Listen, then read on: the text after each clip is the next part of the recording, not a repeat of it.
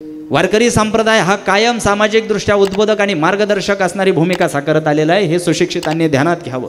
मुळातच अत्याधुनिक असणारा हा वारकरी संप्रदाय, मान्य आहे त्याला थोडीशी परंपरेची जळमट आली असतील, पण हा वारकरी संप्रदाय केवळ इतिहासात आणि पुराणात रमणारा संप्रदाय नाही, येणाऱ्या पिढीला विचारांचं बळ देणारा हा वारकरी संप्रदाय।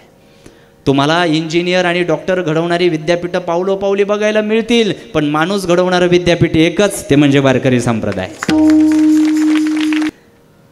तुकोबरायांसारख्या व्यक्तिमत्वाचा सन्मान करावा, अशा व्यक्तिमत्वासारखा राजा एखाद्या राज्याला लाभावा, हे शिवरायांकडून आम्ही शिकलो। आणि आमच्या परमार्थाच्या आड येणारी कोणतीही गोष्ट आम्हाला आमच्या आयुष्यात ठेवू नये हे कळावं, हा संदेश तुकोबरायांनी एका भक्ताच्या रूपानं आम्हाला दिला। ही दोन व्यक्तिमत्व आज आमच्यासाठी मार्गदर्शक ठरली की जगद्गुरु तुकोबराय आणि छत्रपती शिवराय या दोन व्यक्तिमत्वांचा जरी आदर्श आमच्या तरुण पिढीनं घेतला ना, तरी ही तरुण पिढी ही वैचारिकदृष्ट्या समृद्ध झाल्याशिवाय राहणार नाही। हा भक्तिशक्तीचा मिलाप फक्त शिवजयंतीपुरता मर्यादित राहता कामा नये। जितके आवेशानं आणि जितक्या आनंदानं फटाक्यांच्या आतिषबाजीमध्ये शिवजयंती साजरी केली जाते, तो शिवजयंतीचा विचार पुढच्या वर्षीच्या शिवजयंतीपर्यंत 12 महिने 24/7 जिवंत राहिला तरच शिवजयंती साजरी झाली, या विचाराचा मी मला हा लखलखणारा झगमगाट आणि ही रोषणाई मला महत्त्वाची वाटत नाही। लाखोंचा खर्च करून, करोडोंचा खर्च करून शिवजयंतीचं स्वरूप कितीही उंचीचं केलं, प्रासंगिक कार्यक्रमाचं कौतुक मी निश्चित करेल, परंतु याच्याही पलीकडं आमच्या आचरणामध्ये शिवचरित्र दिसतंय का, हे आम्ही बघायला हवं। जेव्हा तरुण पिढीचं प्रतिनिधित्व करत असताना संत साहित्याचा अभ्यासक म्हणून मी आज संबंध राज्यभरात प्रवास करतोय, माझ्या समोर बसलेल्या ह्या आबालवृद्धांना एका गोष्टीचा फरक मला समजून सांगायचा आहे। डोक्याची केस पांढरी झालेली, गुडघ्या दुखायला लागलेली आणि ऐकू कमी झालेली बरीच वयोवृद्ध मंडळी माझ्यासमोर आज आहेत। या वयस्कर मंडळींना तुमच्या पिढीतला आणि आमच्या पिढीतला एक फरक मला सांगायचा आहे। तुमच्या पिढीकडं आईसाहेब एक धैर्यबळ फार कमालीचं होतं, आत्ता आमची पिढी धैर्यशून्य होत चालली आहे। आभाळ कोसळलं, किती संकट आली तरी तुम्ही आत्महत्येचा कधी विचार केला नाही, कारण तुमच्या पिढीकडे धैर्यबळ होतं। परंतु आता आमची पिढी, मार्क कमी पडले तरी आत्महत्या, मित्रांनी विश्वासघात केला आत्महत्या, पोरगी सोडून गेली आत्महत्या, सीझनच आलाय आत्महत्येचा। तुटपुंजा कारणापोटी नैराश्याच्या गर्तेत अडकून आत्महत्येचा पर्याय निवडणारी आमची पिढी जेव्हा आता धैर्यशून्य होताना आम्हाला दिसते, हे धैर्यशून्य वगैरे फार जड शब्द मी वापरतोय, सोप्या भाषेत सांगू का, आम्ही एखाद्याला उसने पैसे दिलेत आणि पैसे मागण्याची वेळ आल्यावर त्याचा फोन स्विच ऑफ लागल्यानंतर सुद्धा आमचा BP लो होतो, इतके आम्ही धैर्यशून्य व्हायला लागलोय।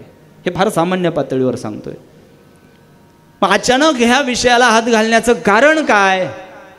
आयुष्यामध्ये आभाळा एवढी संकट येऊन सुद्धा संपूर्ण विश्वाला हेवा वाटावा असं आयुष्य जगून दाखवलेले छत्रपती शिवराय आणि तुकोबराय जर आम्हाला समजून घ्यायचे असतील, तर हा भक्तिशक्तीचा मिलाप आमच्या आयुष्यामध्ये रुजला पाहिजे, त्याशिवाय पर्याय नाही।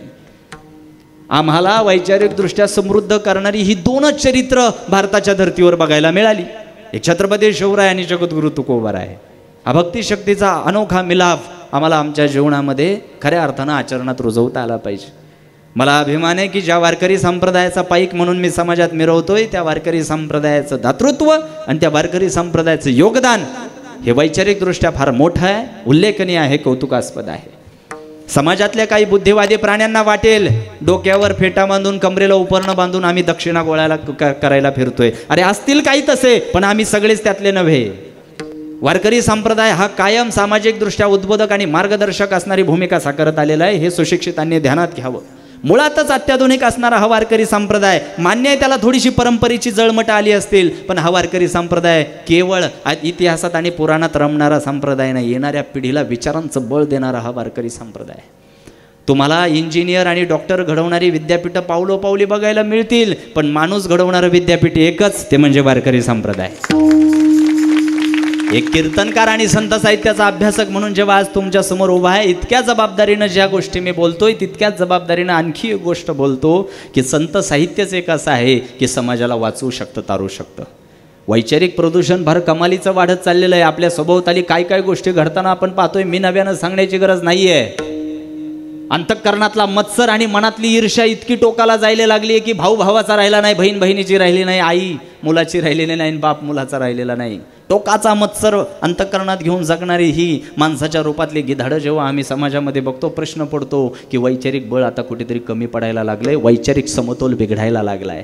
आणि ही शोकांतिका समाजामध्ये जेव्हा आम्हाला ऐकायला मिळते, कुविचारांचा तुरुंग तोडायचा असेल तर मला वाटतं ज्ञानोबा तुकोबारायांच्या आणि शिवरायांच्या विचाराशिवाय महाराष्ट्राला पर्याय नाही, पर्याय नाही, पर्याय नाही. त्रिवार हा उल्लेख केला मी, पर्याय नाही. माझी वेळ संपली, पण जाता जाता हा शेवटचा सामाजिक संदेश मला देणं फार क्रमप्राप्त मला या ठिकाणी वाटतं की येणाऱ्या पिढीला धैर्यबळ वाढवण्याच्या दृष्टीनं वारकरी संप्रदाय आणि संत साहित्य जितकं उद्बोधक आणि मार्गदर्शक आहे, उपयुक्त आहे, तितकं दुसरं काही नाही, काही नाही.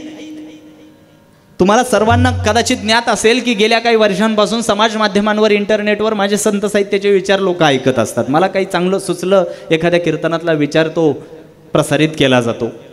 मला त्या माध्यमातून माझ्या आयुष्यात आलेला एक अनुभव मी कायम आवडीनं सांगत असतो, तुम्हालाही सांगतो की संत साहित्याची ताकद नेमकी काय, की सामर्थ्य काय. मी काही वेळापूर्वी सांगितलं की माझं गाव हे MIDCतलं असल्यामुळे एक व्यावसायिक पार्श्वभूमी आहे. महाराज, मला एका व्यावसायिक कामावरून घरी यायला एक दिवशी उशीर झाला. मध्यरात्री 2:30 वाजता घरी आल्यानंतर मध्यरात्री 2:30 वाजता माझा फोन वाजला. मला आलेला अनुभव सांगतो. मी काल्पनिक कथांच्या बळावर बोलणारा वक्ता नाही की काय संत साहित्याचं सामर्थ्य मला अनुभवायला मिळालं.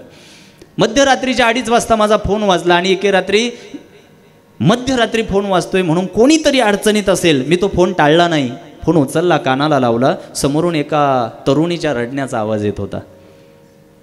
आता कोणीतरी अडचणीत असतं, मदत मागायला फोन करतं, आत्मक्लेशाने एखाद्या दुःखाने अडचणीमुळे रडत असेल. माझ्यासाठी ते चित्र नवीन नव्हतं. त्या ताईचं रडणं थांबण्याची मी वाट पाहत होतो. त्या ठिकाणी बसलो. रडणं थांबल्यानंतर ती ताई बोलायला लागली, मला सांगायला लागली, चैतन्य महाराज, मुंबईसारख्या मोठ्या हॉस्पिटलमध्ये, मुंबईतल्या एका मोठ्या हॉस्पिटलमध्ये MD डॉक्टर म्हणून मी कार्यरत आहे. भौतिक सुबत्ता, आर्थिक सुबत्ता सगळं काही व्यवस्थित आहे, कशाची कमतरता माझ्या आयुष्यामध्ये नाही. पण चैतन्य महाराज, गेल्या काही दिवसांमध्ये माझ्या आयुष्यात काही नकारात्मक गोष्टी घडल्या, मनाविरुद्ध काही घटना घडल्या आणि मी माझा धीर खचून बसले. परिणामी मी आत्महत्येचा निर्णय घेतला.